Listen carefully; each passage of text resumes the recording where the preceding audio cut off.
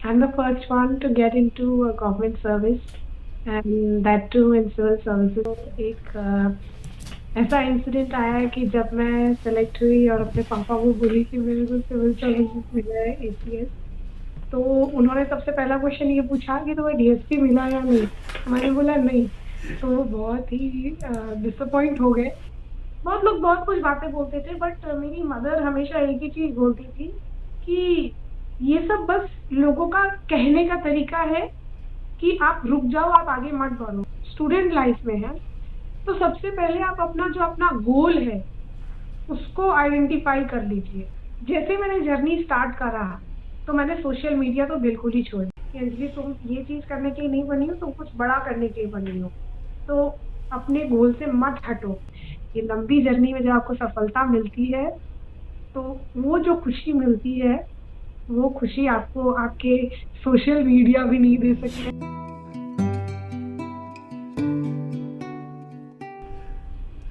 तो मेरे फैमिली में I am the first one to get into a government service and that too in civil services. So ये काफ़ी अच्छा moment था मेरे मम्मी पापा के लिए, क्योंकि मेरे मम्मी पापा और मेरे एंटायर फैमिली में कोई इस फील्ड में है भी था भी नहीं और किसी को इतना नॉलेज भी नहीं था।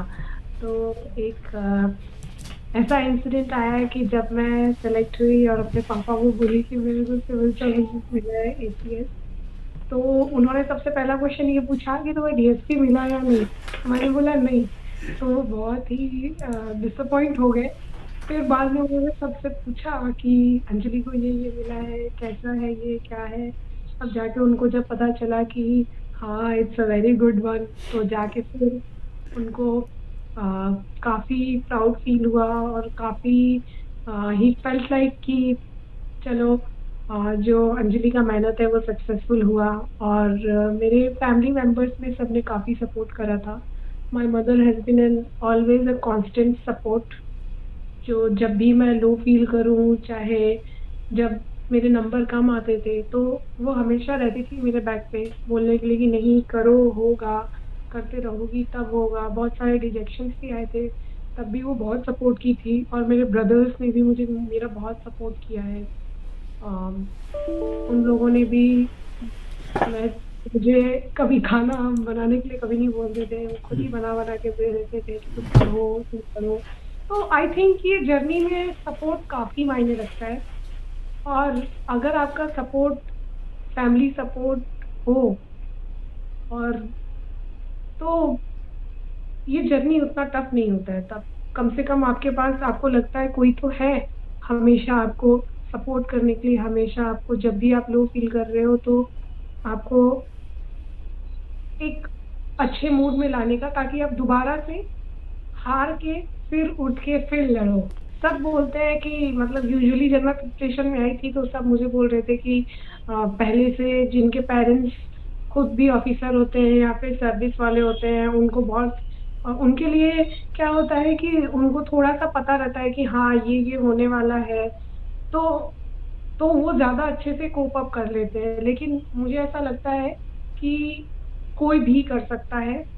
ज़रूरी नहीं है कि आपके पेरेंट्स क्या है, क्या नहीं है। मेरे father he is a businessman और दूर-दूर से गवर्नमेंट जॉब से किसी का कोई नाता नहीं है। लेकिन ये है कि हर हर पेरेंट्स का सपोर्ट अलग फॉर्म में आता है। तो मेरे पेरेंट्स का सपोर्ट जिस फॉर्म में आया, वो मेरे लिए बहुत मिरेकल के जैसा काम किया और आज मैं यहाँ हूँ।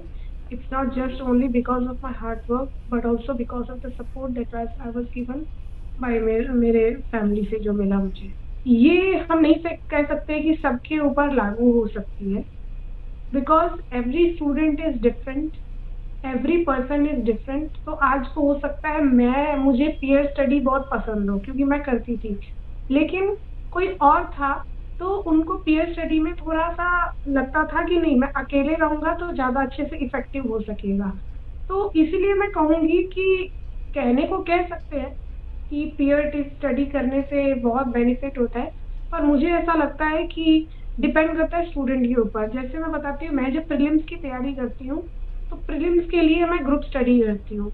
लेकिन जब मेंस आता है तो मेंस के लिए क्या होता है, मेंस में आपको आंसर लिखना होता है, तो आंसर लिखने के लिए 4 पेपर्स हैं, फिर उसके बाद जनरल से, फिर उसके बाद ये ऑप्शनल के पेपर भी हैं। तो भी मतलब मेरा ये रहता था कि एटलीस्ट जो मेंस का पार्ट है उसमें मैं खुद के पॉइंट्स लाऊं, खुद के, अगर आप यूनिक पॉइंट्स नहीं लाओगे तो वैसे ही आप कंपटीशन से बाहर हो।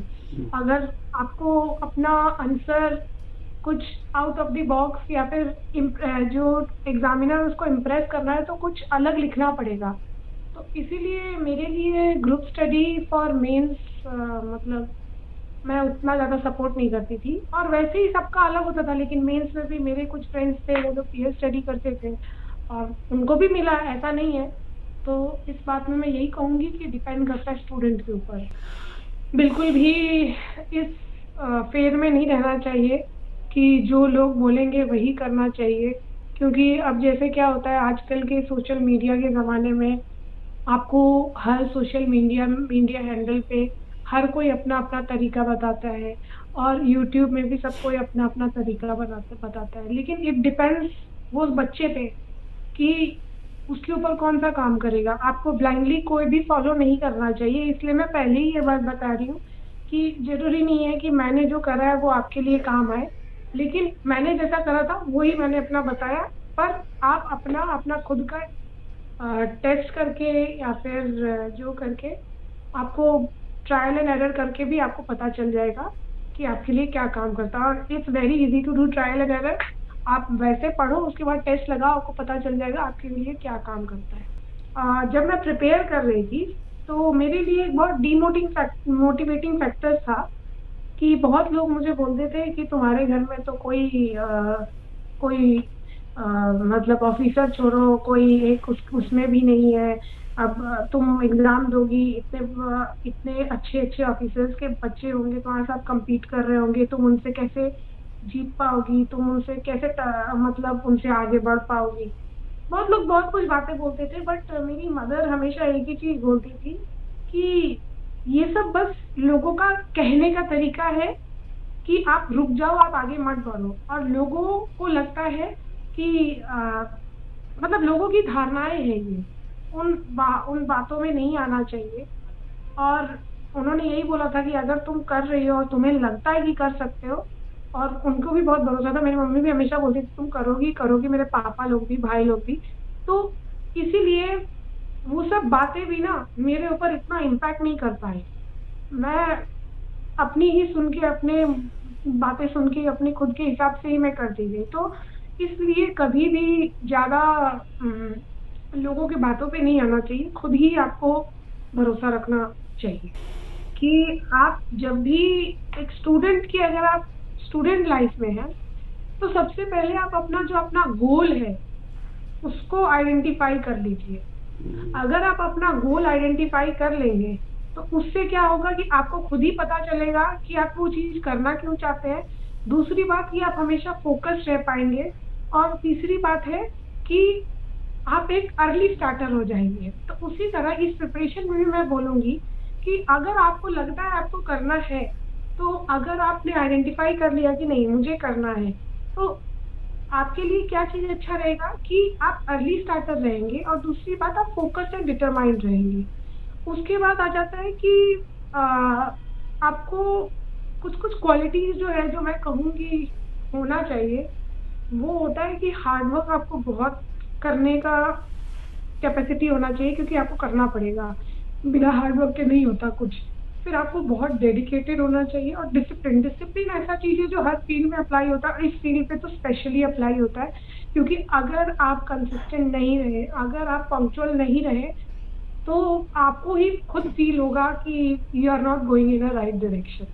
ये कुछ क्वालिटीज मैं बोलूंगी। उसके बाद मैं बोलूंगी अगर आप इस प्रिपरेशन में आना चाहते हैं, सबसे पहले क्वेश्चन पेपर जो है प्रीवियस 10 ईयर्स के एक बार आप ग्लैंस थ्रू कर लीजिए, क्योंकि वो आप करेंगे तभी आपको ग्रैस्प होगा क्या होने वाला है, क्या है ये प्रिपरेशन। जैसे मैंने क्या करा था, जब मैंने जर्नी अपनी स्टार्ट करी थी तो मैंने कुछ पेपर्स जो थे वो निकाल के मैंने देख लिए थे, क्वेश्चन पेपर कि अच्छा ये होता है, ये होता है। यूपीएससी के भी और आसाम के पब्लिक सर्विस का भी मैंने देख लिया था। फिर उसके बाद मैंने 1-1.5 महीने खुद स्टडी किया, उसके बाद जो जो कोचिंग का मटेरियल था वो भी स्टडी किया, फिर मैंने कोशिश करा सॉल्व करने का, तो मुझे फील हुआ कि हाँ सॉल्व हो रहा है। ऐसे ऐसे धीरे धीरे करते करते ही आप बहुत कंफर्टेबल हो जाओगे, क्योंकि आप जर्नी स्टार्ट करते हो तो बहुत लोग बहुत बातें बोलते हैं कि अरे ये तो बहुत टफ है, इसमें तो सब कुछ पढ़ना पड़ता है, ये करना पड़ता है, वो करना पड़ता है। तो ये बातें नहीं है। और तीसरी चीज है वो जो मैं बोलूंगी, आप न्यूज़पेपर बिल्कुल पढ़िए। न्यूज़पेपर के सिवा इसका कोई रिप्लेसमेंट है ही नहीं। आपको हर रोज कम से कम एडिटोरियल्स जो है वो लैंग्वेज डेवलप करने के लिए और अपना खुद का अंडरस्टैंडिंग अच्छा करने के लिए न्यूज़पेपर पढ़ना बहुत ज़रूरी है, क्योंकि उसी के आधार पे करंट अफेयर्स के मटेरियल्स बनते हैं। बहुत लोग करंट अफेयर्स के मटेरियल से ही कर लेते हैं, जैसे मैगजीन्स हो जाता है किसी किसी कोचिंग इंस्टीट्यूट का, वो भी सही होता है, लेकिन न्यूज़पेपर इज मस्ट। फिर उसके बाद फिर आप एनसीईआरटी से स्टार्ट करिए, उसके बाद फिर मेरे हिसाब से धीरे धीरे आप लक्ष्मीकांत, स्पेक्ट्रम, फिर उसके बाद नितिन सिंघानिया, ये सब जो बेसिक बुक्स है जो हर प्लेटफॉर्म पे आप नेट पे सर्च करोगे कि ये बेसिक बुक्स है जो करनी चाहिए, उसके बाद उन बुक्स पे जाइए और अपना ऑप्शनल जरूर आप वैसा डिसाइड करिएगा जो आपको फील होता है कि आप इंटरेस्ट लेते हो और आपका कुछ स्ट्रेंथ हो सकता है। जैसे मैंने आपको पहले ही कहा था, ड्राइंग वाज माय स्ट्रेंथ, तो इसीलिए मेरे लिए ज्योग्राफी एक तरह का मेरे लिए वो सबसे बेस्ट साबित हुआ। और दूसरी बात कि ये था कि जीएस से भी उसका बहुत ओवरलैपिंग था। तो ये कुछ चीज़ें मैं कहना चाहूँगी एज एन अर्ली स्टार्टर, आप ध्यान रखिए और जितना हो सके पेशेंस आपको रखना पड़ेगा। There is no replacement of patience. ये जर्नी स्टार्ट ही होता है, ये जर्नी का मिनिमम टाइमलाइन 1 साल है। आपका 3 फेजेस में होता है एग्ज़ाम, प्रीलिम्स होगा, मेंस होगा, इंटरव्यू होगा। ऐसा भी होता है कि आप किसी फेज में आउट हो जाए तो आप, अगर आप डिजेक्टेड हो जाओगे तो आप जर्नी बीच में छोड़ दोगे, लेकिन अगर आप बहुत स्ट्रांग होगे तो आप डिजेक्टेड नहीं होंगे। जैसे ही आपका उस फेज में आप फेल हुए तो कुछ दिन टाइम लेके आप दूसरे फेज के लिए, दूसरे साइकिल के लिए ट्राई कर लेंगे, स्टार्ट कर देंगे। तो पेशेंस मैं कहूँगी इस जर्नी का सबसे इम्पोर्टेंट कोर है। मैं जो कहूँगी, मैं हमेशा से ही को करिकुलर एक्टिविटीज जो था वो करने पे भी मैं बहुत ज़्यादा एक्टिव रहती थी कि स्टडी भी करूँगी और उनको भी करूँगी। तो इसीलिए मैं मेरा ये था कि मैं सिर्फ स्टडी नहीं कर सकती, मैं थोड़ा को करिकुलर एक्टिविटीज भी करूँगी, बट ये था कि मैं हमेशा अपना बैलेंस जो है वो स्टडी की तरफ टिल्ट करती थी। अब ये था कि जब प्रिपेयर कर रही थी तो सोशल मीडिया हो गया, ये सबसे बड़ा डिस्ट्रैक्शन होता है मैं कहूँगी। तो जैसे मैंने जर्नी स्टार्ट करा तो मैंने सोशल मीडिया तो बिल्कुल ही छोड़ दिया, बट जैसे मैंने आपको बताया को करिकुलर एक्टिविटीज जैसे एक्सरसाइज करना या फिर मुझे डांस करने का शौक है तो कभी कभी जुम्बा डांस या फिर कोई भी आधा घंटा के लिए या फिर योगा कर लीजिए। उससे क्या होता है, आपका बैलेंस में रहता है। कभी कभी क्या होता है, ज़्यादा करते करते आप बहुत ज़्यादा आपका माइंड काम करना बंद कर देता है। तो थोड़ा सा अगर आप एक्सरसाइज या फिर योगा ये सब करें तो बैलेंस में रहता है। या फिर जो आपका जो कह सकते हैं कि हॉबी है उसको परस्यू, जैसे ड्राइंग करना, पेंटिंग करना, जो भी है थोड़ा सा टाइम देके, ऐसा नहीं बोलूँगी बिल्कुल ही टाइम देने के लिए, not during exams, but at least हर एक दिन में आधा घंटा चाहे जो, ताकि माइंड बैलेंस रहे। मेरी शादी थी 18 फरवरी को और मेरा मेंस था वो स्टार्ट हो गया था 21 से। तो कहा जाए तो आई हैड ओनली टेक्निकली 2 दिन, क्योंकि 19 को मेरी विदाई हुई थी। शादी मतलब 2 दिन की थी, 18 और 19 2 दिन की शादी थी बस।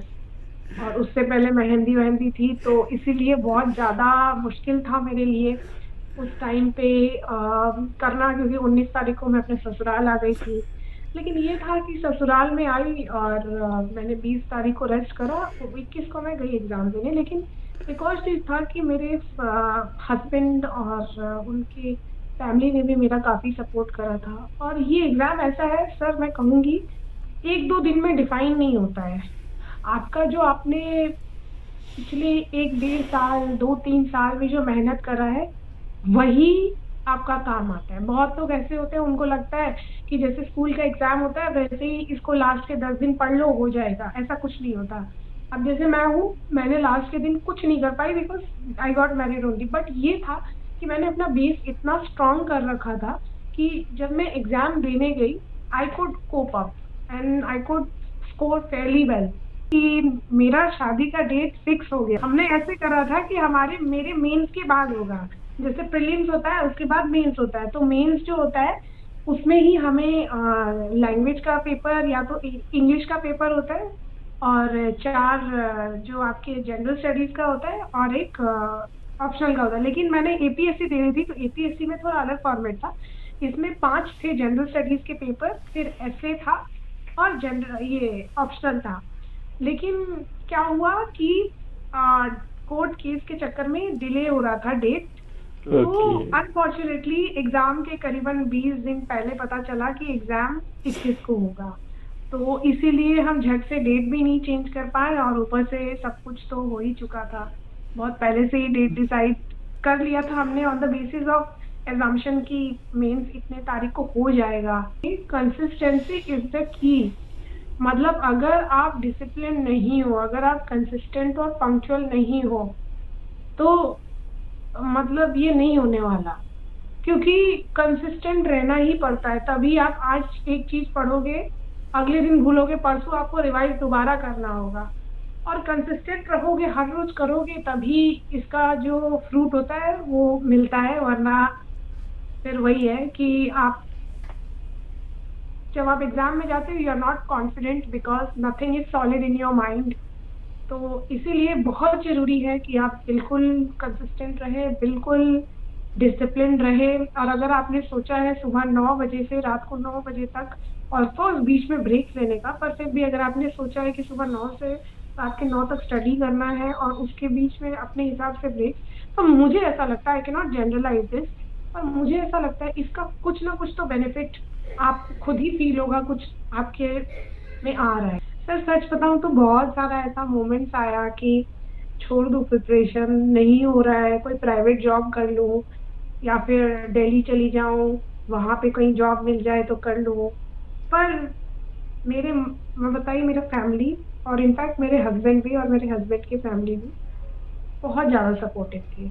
मतलब मेरे हस्बैंड के फैमिली लोग इतने सपोर्टिव थे कि पहले मेरा जो रिसेप्शन था वो 25 फरवरी को होने वाला था, लेकिन उन्होंने मेरे एग्जाम के चक्कर में उन्होंने उसको भी टाल दिया। उसको भी बोला कि वो बाद में होता रहेगा, अंजलि का एग्जाम बहुत जरूरी है। और मेरे हस्बैंड का काफी सपोर्ट रहा है पहले से ही, और पेरेंट्स का तो मैंने पहले ही बताया था।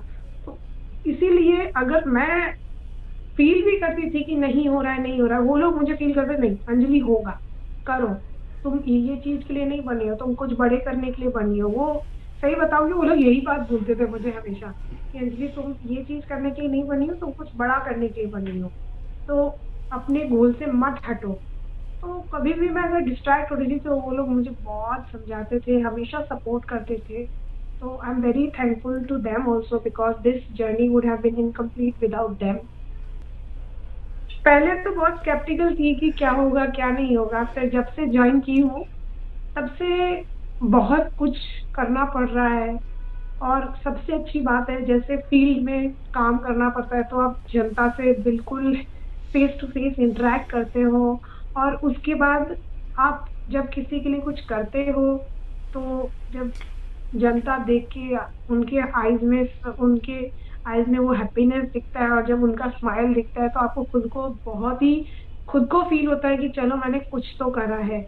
उसके बाद फिर जैसे और भी चीज है तो आपको बहुत कुछ करने का मौका मिलता है। अब जैसे कुछ कुछ प्रॉब्लम्स आ गए, जैसे प्रॉब्लम्स ऑफ चाइल्ड मैरिज, फिर प्रॉब्लम्स ऑफ पकड़ लीजिए जो एजुकेशन का अटेंडेंस कम है, या फिर आंगनवाड़ी वर्कर्स में प्रॉब्लम है, तो उसमें आपको खुद अपने तरीके से सॉल्यूशंस देना, और अपना जैसे आप सोचते हो कि नहीं ये ऐसे ऐसे होना चाहिए, तो मुझे ऐसा लगता है बहुत अपॉर्चुनिटीज मिलते हैं। और आपके सीनियर्स भी काफी काफी क्वालिफाइड होते हैं, आईएएस ऑफिसर्स हो चाहे कोई भी ऑफिसर्स हो, जो भी आपका सीनियर जो भी पोस्ट में रहते हैं, they are quite supportive, and आपको ये जर्नी में आपको फील होता है कि although you are new, you are getting to do a lot of things, you are just not sitting.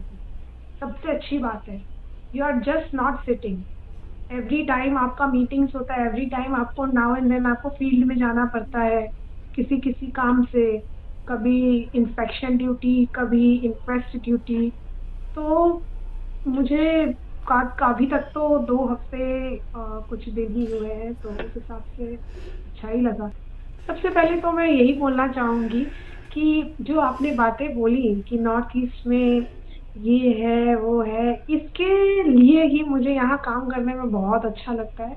लोग काफी रिस्पेक्ट करते हैं, स्पेशली वुमेन, मतलब मुझे काफी रिस्पेक्ट मिला है जहाँ पे मैं पोस्टेड हूँ। एंड सबसे अच्छी बात है, लोगों का मैनर्स काफी अच्छा है। अगर मैं कहीं जा रही हूँ तो बाय दो अपनी हेरी कोई बाय दो। और उन लोगों का जो सोशल सेटअप है, काफी मुझे ऐसा फील हुआ, काफी मिक्स कल्चर है। और ऐसा नहीं है कि जैसे आपने बताया कि डाउरी सिस्टम, सबसे अच्छी बात है कि यहाँ पे लड़कियों को काफी रिस्पेक्ट करते हैं और ये सब सिस्टम का यहाँ पे इतना प्रचलन नहीं है। दूसरी बात, सेफ बहुत है, क्योंकि कहा जाता है कि यहाँ पे अगर लड़कियां अकेले भी रहे तो ऐसा नहीं है कि कोई आके उन्हें टच भी कर सके, क्योंकि ये कल्चर यहाँ का, एक देखा जाए तो यहाँ के कल्चर में ही है ये चीज, लड़कियों को रिस्पेक्ट करना। और कुछ कुछ चीजें जैसे एडुकेशन से लेके, या फिर और भी कुछ कुछ चीजें जैसे मैनर्स वगैरह को लेके, तो वो मुझे फील होता है काफी अच्छा है। और काम करने में इसीलिए मजा आता है, क्योंकि आप कुछ भी करते हो तो लोग आपको सपोर्ट करते हैं। ये नहीं है कि आप अगर कुछ करने जा रहे हो तो लोग चिल्लाने लग जाए या फिर कुछ ऐसा कर, ऐसा कुछ नहीं है। People are there always to support us. तो यहाँ पे काम करने में काफी मुझे ऐसा लगता है कि I am well placed at the best place to do my work.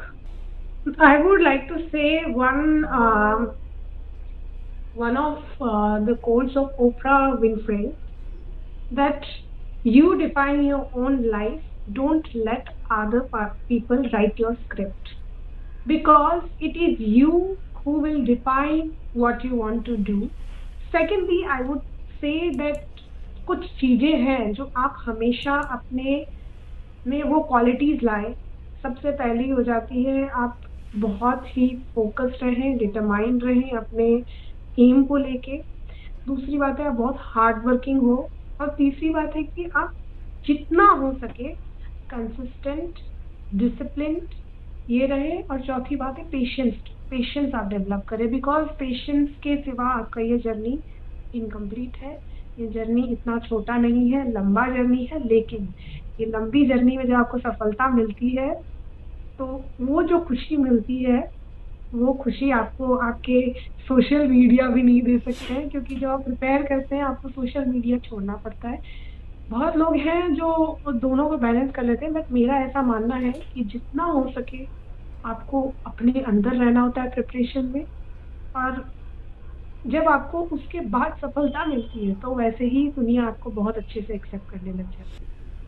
सबसे पहले तो मेरी फैमिली, और उसमें भी सबसे ज़्यादा मेरी मदर, फिर मेरे हस्बैंड, काफ़ी सपोर्ट रहा है उनका, फिर हस्बैंड की फैमिली, और मेरे टीचर्स भी, उन्होंने भी काफ़ी सपोर्ट करा था। मैं बहुत लकी हूँ इस सेंस में कि सबने बहुत सपोर्ट किया, वरना ऐसा नहीं होता है कि सबके साथ ऐसा हो। तो बहुत लोगों को लग रहा होगा जो मेरे लिए देखेंगे कि ऐसे ही इसको इतना सपोर्ट मिला, तो obviously I feel very lucky in that sense. But in this journey, it's not the support that only matters, it's you that matter.